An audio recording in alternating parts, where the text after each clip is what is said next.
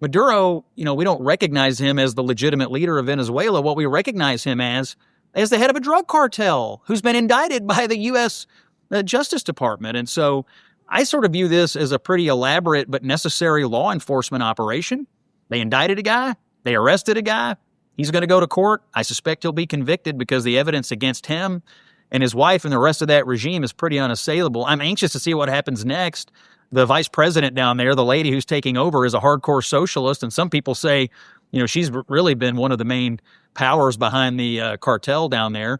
But Trump gave her a warning, don't get out of line or your fate will be worse than Maduro.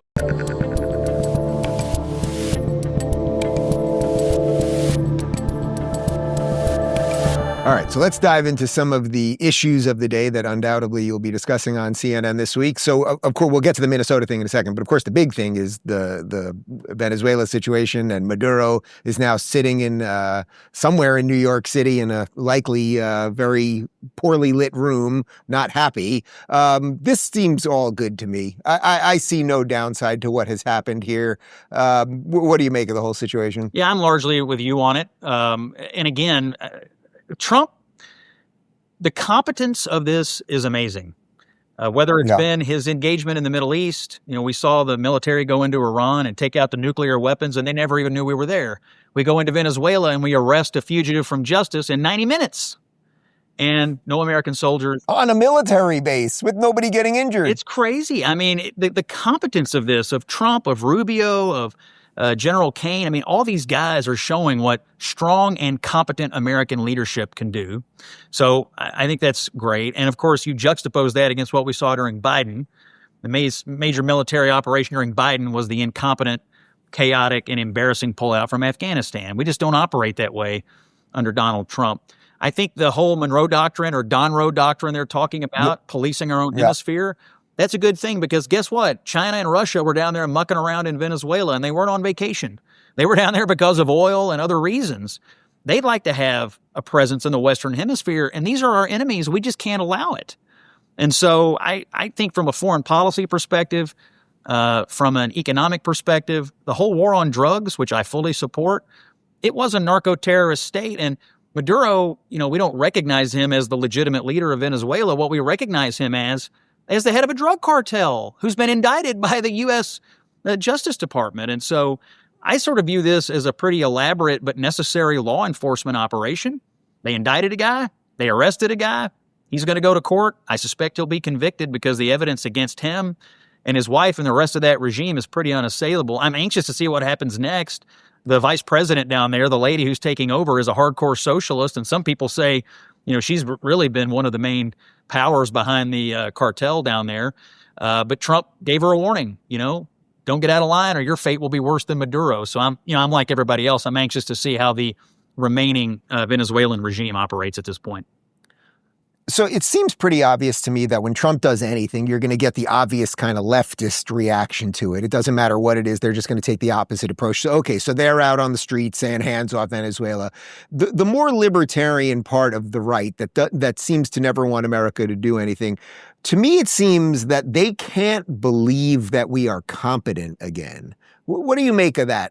Because I'm very sympathetic to, okay, we don't want to go into all these countries and break them and do all the crap that we've done for 20 years. But you just pointed out, we were in and out of Iran in 90 minutes, basically. This thing took, no time whatsoever. That they can't sort of accept that we're actually good at stuff again.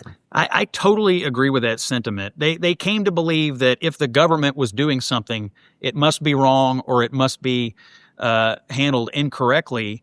But they never counted on when Republicans take over, maybe we are going to handle things correctly. When Donald Trump took over, maybe we are going to handle things correctly or learn from our mistakes in the past. And goodness knows our government has made mistakes, but it's obvious Trump has learned from what's happened in the past and he operates better and more competently and differently.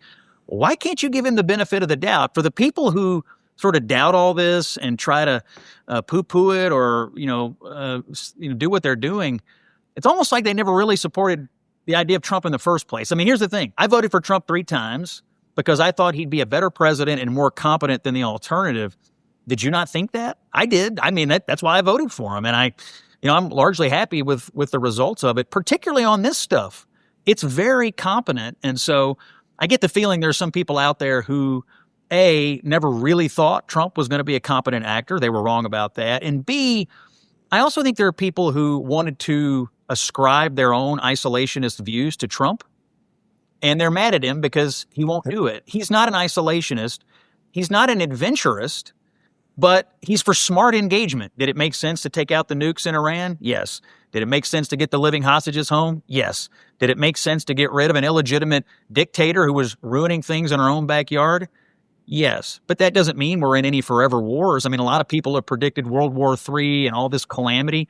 Literally none of it has happened. All the predictions of these people have not come true because I think Trump has been about as smart about it as you can be.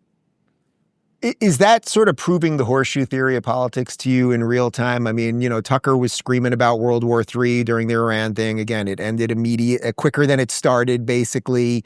Now you've got people on the left, like Cenk Uygur from the Young Turks, screaming about this Venezuela thing and sounds exactly like Candace Owens to whatever extent she's on the right. Like, it's just creating very strange bedfellows. Maybe that's what Trump's ultimate power is, that he can just expose all the crazy people. Well, and the bed is made of anti-Semitism. I mean, let's be honest. I mean, when you really listen to all these arguments against all of these things, somewhere in the tweet, somewhere in the statement, somewhere it always comes back to, and the Jews. I mean, it never fails. All the things you just mentioned, somehow, even Venezuela, I've seen people arguing, and the Jews. Like, I'm sorry. Oh, yeah, both of the two that I just mentioned in their Venezuela tweets, it was about Israel, yeah. Okay, and so, look, I get it. You hate the Jews, you hate Israel, I understand, but not everything is connected to that. But they want to ascribe everything. I mean, frankly, it makes them sound kind of crazy, truthfully. Now, it is true, Donald Trump's been the most pro-Israel president we've ever had. He's revered by the Jewish people in Israel.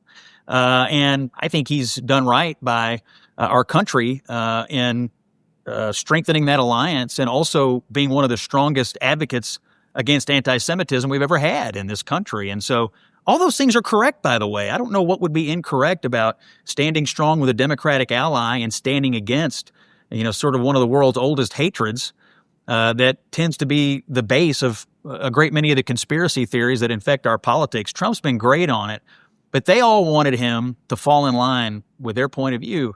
He hasn't done it. Most Republicans agree with Trump, by the way, and now they're mad about it. But it all comes back to one thing.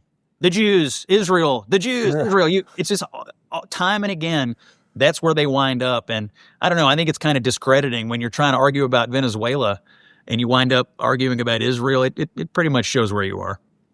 Right. It's also just boring. I mean, honestly, at the end of the day, it's just boring. Like, I'll debate anything all day long, but like at the end, if you know where it's going always, it's just not that exciting. So let's shift from Venezuela. Wait, so I guess, let's wrap up Venezuela with this. I mean, what do you think happens next now? So we've got Maduro. Maybe there's some transitional government there. I mean, a lot of people, was this about the oil and all the rest? I mean, what do you think the next couple months look like? I think on the oil piece, TBD, it's a different kind of, it's harder to refine.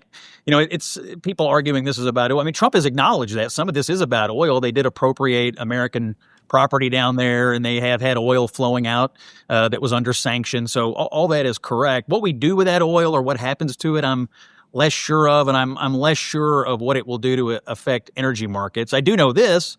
I don't want China and Russia in our hemisphere, getting resources out of our hemisphere from a illegitimate communist dictator. That's not a good thing. And so I'm happy about that. On who governs Venezuela and what this transitional government does, hard to say. I mean, the people that are left in charge right now are hardcore socialists and I don't think are good people. Now, they can see what happens to you when you get out of line, and so maybe they'll act right. I assume what you would want there is to have a legitimate election.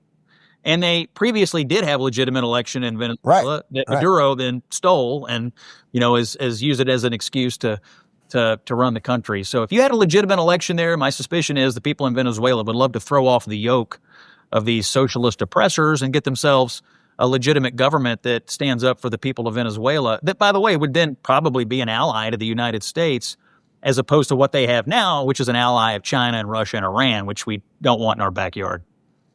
Right. It's just so crazy. I think, I'm here in Miami where there's so many Venezuelans and people are so freaking happy. Yes. All over the place. And then you watch some of these, you watch the libtards in New York, and then you watch these people on the right screaming, and it's like, guys, do you ever just... Maduro is the only illegal alien that Democrats are not trying to import into the United States right now. I mean, it's crazy, but like, I don't know. We went and got a bad person who is a fugitive from American justice, who's been indicted in a process by our Justice Department for doing bad things that hurt Americans. And I see these people out in the streets, free Maduro, send Maduro back. Like, because they all look very familiar, because it's the same people who were fussing about Somalia, and then they're fussing about Palestine. And I don't know, it seems like it's the cause du jour. If Trump's doing it, I have to be against it. So I'll trade in my Palestine, Somalia flag for a Venezuelan flag today, I guess. Yeah, whoever's running that print shop that they're printing all those signs, that's the guy that's cashing in. I can assure you, they're not socialists. They're capitalists. They're making money.